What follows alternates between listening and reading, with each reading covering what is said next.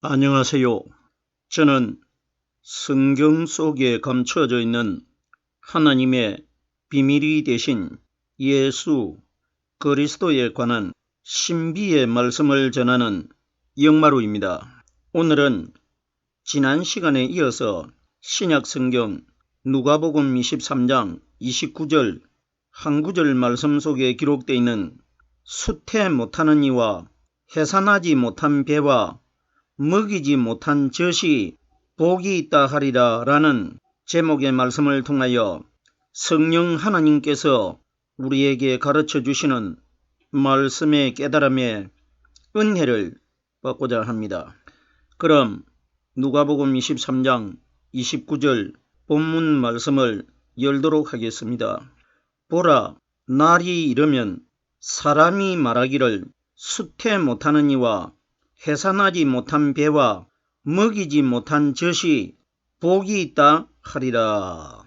본문에 기록되어 있는 이 말씀은 하나님이신 예수님께서 이 땅에 오셔가지고 마지막 심판 때에 어떠한 일이 일어날 것이라는 것을 미리 예수님이 우리들에게 어떤 믿음을 가져야 마지막 날 구원을 받을 수 있다는 것을 비유적으로 말씀해 주신 것입니다. 9절 첫 소절에 보면은 보라 이렇게 기록되어 있는데, 본다는 것은 마지막 심판 때에 이 땅에서 성령을 가지고 있는 사람이나 성령을 가지고 있지 않는 사람이나 동시에 순간적으로 빛 대신 하나님을 보게 된다는 것입니다. 이걸 보라, 날이 이르면, 날이라는 이 단어는 오순절날 오신 성령도 예수님께서 이 땅에 오셔가지고 오순절날이 이미 이르렀음에 날이라고 하셨고, 심판 때도 심판날이라고 말씀을 하셨기 때문에 날은 두 가지가 있는데, 오순절 성령이 오신 날은 이미 그 날이 이루어져 가지고 현재 2022년 동안 성령이 이 세상에 머물고 계시기 때문에, 그러면은 오늘 본문에 보라 날이 이르면 하는 이 날은 오순절 성령 오신 날이 아니고 마지막 심판날 심판주 하나님이 영적인 몸으로 직접 사람들 앞에 나타나서 보일 것이라, 이걸 보라 날이 이르면 이렇게 기록된 겁니다. 사람이 말하기를 하는데, 성경이 가리키는 최초의 사람이 누굽니까? 하나님이십니다. 왜 하나님이 사람이냐?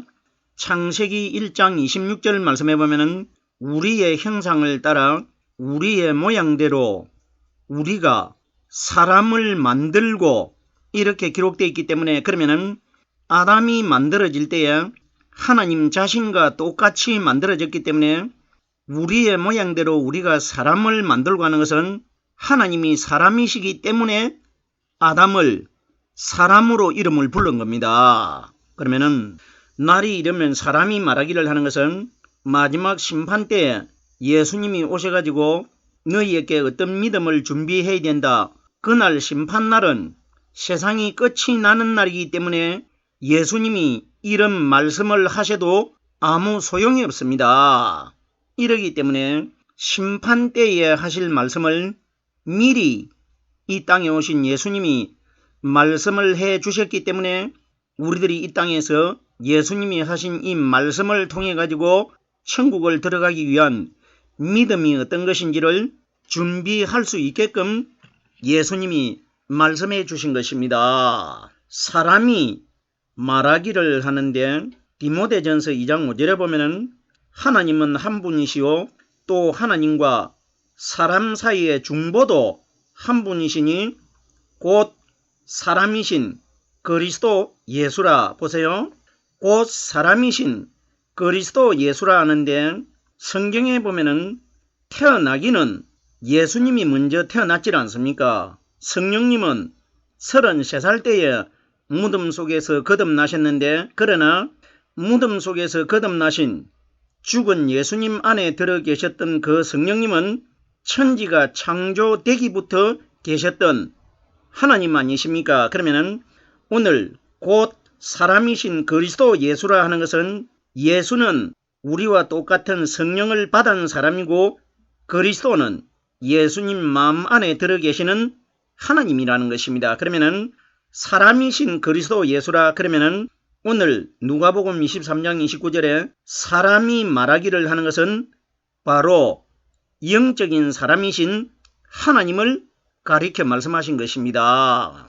사람이 말하기를 수태 못하는 이와 수태를 못한다는 것은 몸속에 여자 태 속에 아기를 생명을 잉태를 하지 못하는 사람을 가리킨 것 아닙니까? 그러면 수태 못하는 사람이 마지막 날 복이 있다고 예수님이 말씀을 하십니다. 그러면 수태는 두 가지가 있는데 한 가지는 사탄이 내 마음 안에 영적인 거짓말의 생명으로 들어있는 것도 수태가 되는 것이고 오순절날 이 땅에 임하신 성령의 말씀이 내 마음 안에 들어있는 사람도 성령으로 수태가 되어 있고 잉태가 되어 있는 겁니다. 그러면 예수님께서는 수태를 못한 사람이 복이 있다는 것은 너희의 마음속에 아담의 죄가 되는 사탄이 가리키는 거짓말을 생명으로 비유합니다. 그러면 사탄이 가르쳐주는 거짓말의 생명이 들어있는 사람들은 마지막 날 복을 받지 못할 것이고 내 생명, 오순절날 이 땅에 임하신 성령이 가르쳐주시는 말씀 안에 들어있는 사람들이 마지막 날 나에게 선택이 되어가지고 복 있는 하늘나라에 들어갈 것이라 이걸 수태 못하는 이와 이렇게 기록되어 있는 겁니다. 보세요. 조금 전에 제가 수태가 두 가지가 있는데 하나님이신 예수님이 자신의 생명을 수태를 하라는 겁니다. 그러면 내 안에 하나님의 생명이신 성령의 말씀이 먼저 내 마음속에 믿음으로 들어있으면 사탄이 내 마음 안에 들어있는 성령 하나님을 이길 수가 없기 때문에 다른 생명은 수태를 할 수가 없단 말입니다. 왜? 사람이 사탄의 생명을 수태할수록 방어하는 것이 아니고 내 마음 안에 들어 계시는 사탄을 이길 수 있는 하나님의 성령이 사탄의 비진리를 잉태하지 못하도록 방패 역할을 하고 있다는 것입니다. 그러면은 수태는 하기는 하되 비진리에 사탄의 생명을 수태하는 것이 아니라 정직한 영이 되신 성령이 가르쳐 주시는 진리의 말씀을 수태하라는 겁니다. 이 원리가 기록된 겁니다. 보십시오. 성경에 보면은 잉태를 못한 사람들이 많이 있는데 구약에서는 여자들이 몸속에 태 속에 아기를 가지는 것을 잉태라고만 기록되어 있고 수태라는 단어는 한 곳도 기록이 되어 있지 않는데 수태라는 단어는 신약 성경에만 6번 기록되어 있습니다. 구약에는 다 잉태라고 기록이 되어 있는데 하나님께서 사람이 나이가 많고 본래부터 생명을 잉태할 수 없는 여자들에게 하나님께서 말씀으로 그 여자들 태 속에 생명을 주셨는데 공통점이 어떤 것이냐? 육신의 남편과 관계를 가져가지고 한 번이라도 태 속에 아기를 가져보았던 여자들에게는 하나님이 생명을 수태시키질 않습니다. 중요한 것은 여자 태 속에 한 번도 잉태를 해본 경험이 없는 사람에게만 하나님이 말씀으로 생명을 잉태시켜 줍니다. 그러면 경험이 있는 수태는 그 사람 마음속에 아담의 죄가 되는 사탄이 들어있는 사람, 즉 말해서 율법이 그 마음속에 믿음으로 들어있는 사람 속에는 오순절날 이 땅에 임하신 성령의 말씀이 그 속에 수태가 되지 않고 잉태가 되지 않을 것이라 이 원리입니다. 그럼 보세요. 하나님께서는 사라에게도 사라가 태 속에 아기를 한 번도 가져본 적이 없기 때문에 말씀으로 이삭을 잉태시켜 줍니다. 그러면 그 말씀은 오순절날 이 땅에 임하실 성령 그리스도이고 잉태된 이삭은 우리 마음 안에 들어오실 생명의 말씀입니다. 그리고 사라는 오늘날 이 땅에서 하나님을 믿는 우리 신앙인들을 여자라고 하고 아내라고 하질 않습니까? 이걸 보여준 겁니다. 그러면 우리들의 하나님의 말씀의 생명을 잉태하기 위해서는 반드시 내 태 속에 다른 생명이 들어있지 아니하여야 하나님의 생명을 잉태를 할 수가 있는 겁니다. 보십시오. 예수님께서 이 땅에 오셨을 때에 율법을 연구하는 유대인들에게 예수님이 자기 속에 들어있는 오순절날 이 땅에 임하실 성령님이 가르쳐 주시고 깨닫게 해주시는 말씀을 유대인들에게 많이 전했습니다. 전했는데 율법을 연구하는 유대인들, 종교 지도자들이 예수님의 말씀을 하나도 믿지도 않고 인정도 하지 않고 받아들이질 않습니다. 그러면은 왜 유대인들이 예수님의 복음의 진리의 말씀을 인정하지 않고 받아들이지 못하느냐? 그 마음 안에 다른 생명, 사탄의 비진리의 생명이 이미 율법이 비진리입니다. 율법은 그림자이기 때문에 비진리가 되는 겁니다. 로마서에 보면은 율법은 죄를 깨달음이라 기록되어 있기 때문에 율법이 죄의 상징이 된단 말입니다. 성경이 가리키는 율법의 결론체, 율법의 대명사가 누구냐? 바로 예수님 안에 들어 계시는 성령님의 그림자 역할을 하는 마리아의 아들 대신 예수님이 바로 율법입니다. 그러면은 율법이 죄를 상징하면은 예수님이 죄인이라는 뜻인데 예수님이 왜 죄인이 되느냐? 죄인인 마리아의 몸으로 태어났기 때문에 육신의 예수님은 마리아의 죄 있는 몸을 그대로 가지고 태어났기 때문에 예수님이 죄인이 되는 겁니다. 그럼 육신의 예수님이 아직까지 예수님이 이 땅에 오셨을 때는 오순절날 성령이 오시지 않는 시대는 예수님만이라 어느 누구라도 다 죄를 가진 사람입니다. 그러면은 율법 아래서 태어나신 예수님은 정확하게 죄인이라는 것입니다. 보십시오. 마리아의 몸을 가지고 태어나신 예수님이 유대인들, 이스라엘 백성들이 다 나와가지고 요단강에서 세례 요한에게 그림자가 되는 장차 오순절날 임하실 성령 세례의 그림자가 요단강에서 세례 요한이 베푸는 세례 사건 아닙니까? 그때 보십시오. 세례 요한이 마리아의 아들 되신 예수님이 자기 앞에 세례를 받으러 나올 때에 어떤 말을 했습니까? 보라, 세상 죄를 지고 가는 하나님의 어린 양이로다. 요한복음 1장 29절에 요한이 마리아의 아들 되신 예수님을 죄인이라고 합니다. 죄를 지고 간다는 것은 우리들은 죄가 마음 안에 들어있지만은 예수님은 마음 안에는 죄가 하나도 없는 성령 하나님이 들어 계셨고 바깥에 눈에 보이는 육신의 몸은 죄인이었지 않습니까?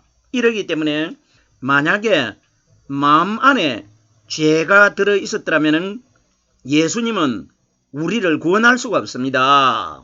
지고 간다는 것은 마리아 태 속에 잉태가 될 때에 마리아는 인류 전체의 모델 아닙니까? 마리아의 몸을 가지고 태어날 때에 예수님이 세상 죄를 다 짊어지고 태어나셨단 말입니다. 보세요. 육신의 예수님이 죄인이라는 것이 요한복음 9장에 보면은 바리새인들이 예수님을 가르쳐 어떻게 말했습니까? 우리는 저 사람이 죄인인 줄 아노라 이렇게 말해줍니다. 그러면은 바리새인들이 대상으로 믿고 있는 그 대상이 누구냐? 마리아의 아들 대신 자기들과 똑같은 예수님이십니다. 그러면 눈에 보이는 바리새인들과 똑같은 육신의 사람으로 태어나신 이 예수는 죄인이라는 것입니다. 보십시오. 우리들의 성경에 기록되어 있는 이 말씀들을 정말 예수님 시대 때 바리새인들이 있어가지고 바리새인들이 자기들 마음대로 하나님이신 예수님을 우리는 저 사람이 죄인인 줄 아노라 이걸 바리새인들인 사람이 자기들 마음대로 말한 것 아닙니다. 보십시오. 성경에 기록되어 있는 이 말씀을 우리들이 어떻게 표현합니까? 성경을 하나님 말씀이라고 하는 것은 바리새인들이 말을 했던, 유대인들이 말을 했던, 사탄 마귀가 말을 했던, 악한 자가 말을 했던 성경에 기록되어 있는 말씀은 전체가 다 하나님의 말씀이기 때문에 성경을 우리가 하나님의 말씀이라고 하는 겁니다.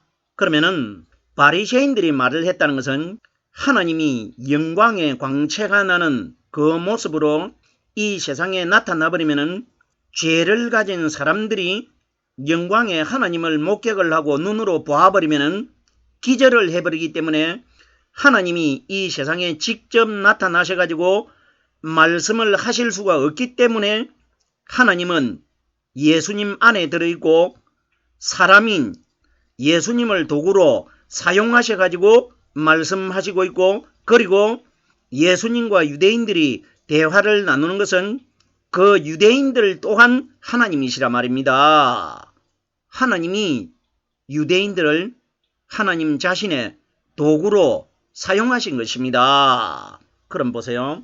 유대인들이 예수님에게 어떤 말을 했습니까? 우리가 너를 귀신 들렸다 하는 말이 옳지 않느냐? 요한복음에 기록이 되어 있는데 하나님께서 우리들에게 뭘 암시하고 있습니까?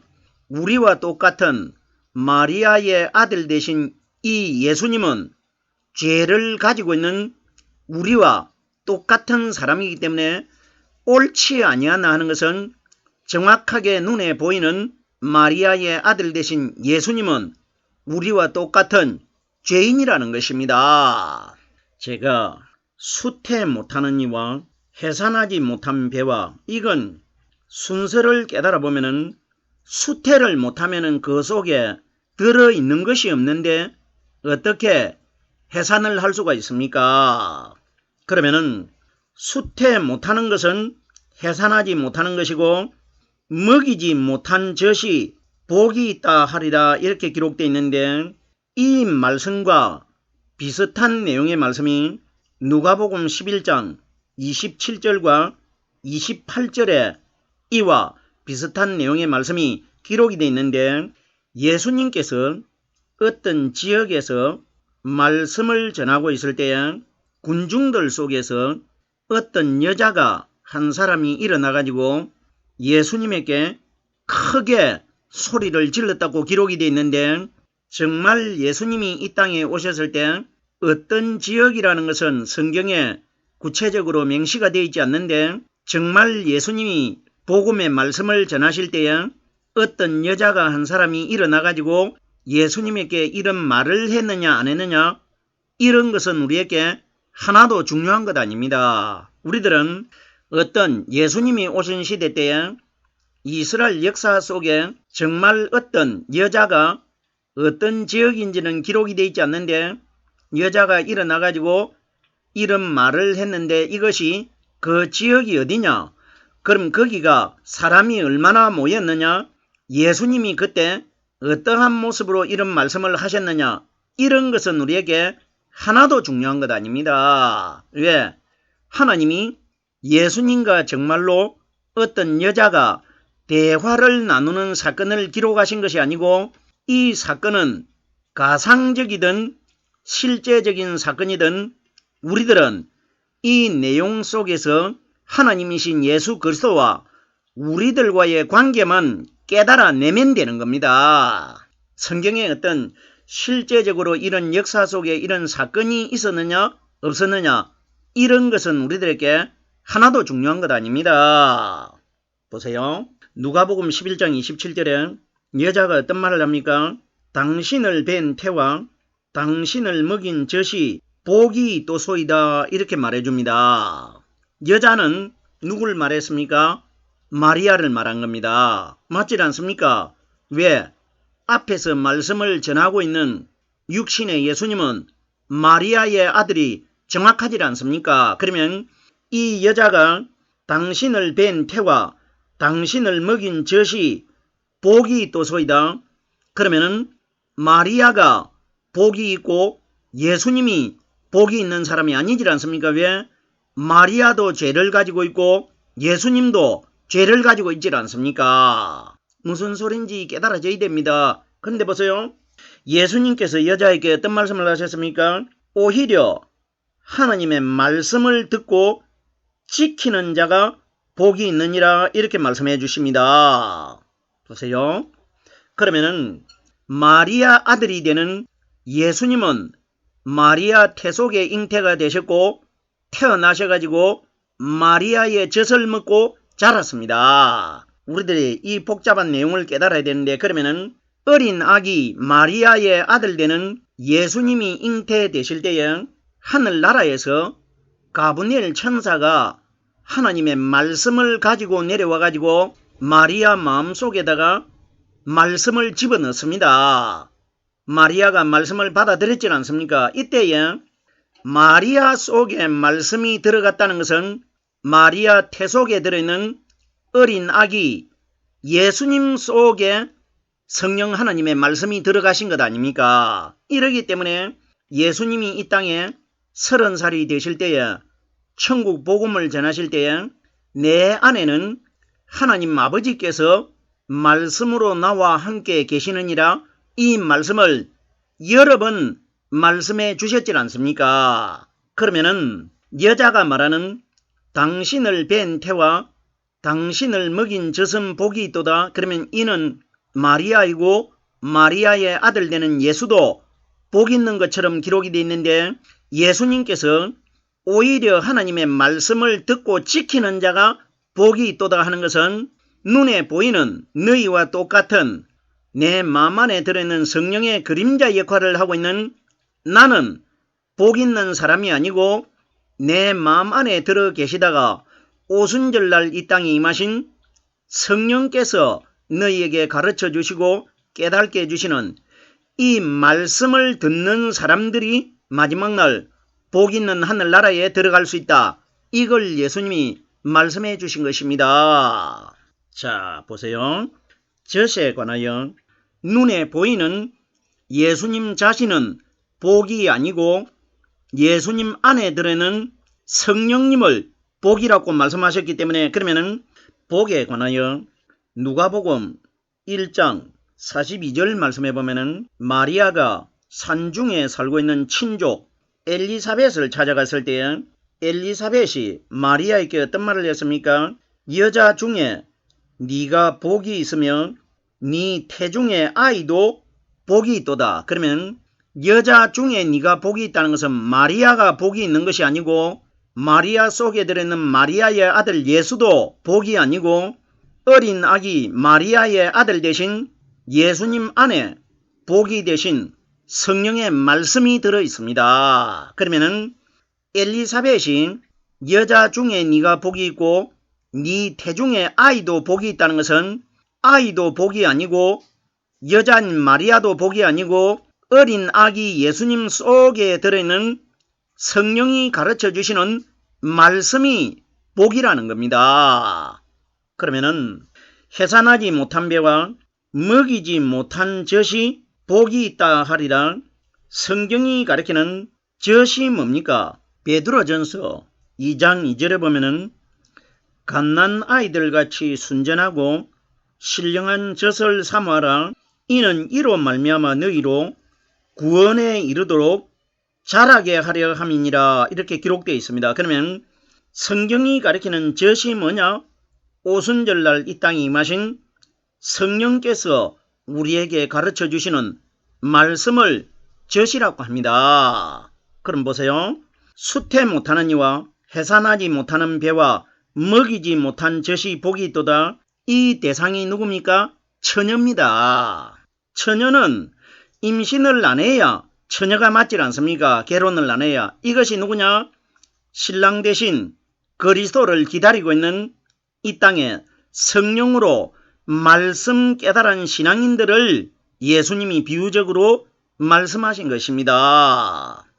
요한복음 20장 29절에 예수님께서 도마에게 너는 나를 본고로 믿느냐?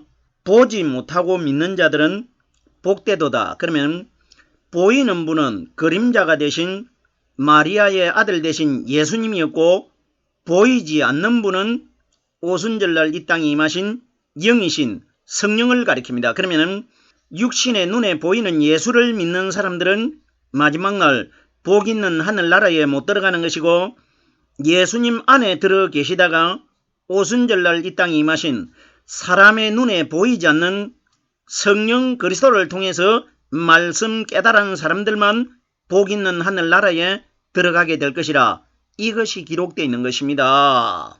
오늘은 누가복음 23장 29절 한 구절의 말씀을 깨달아 보았습니다.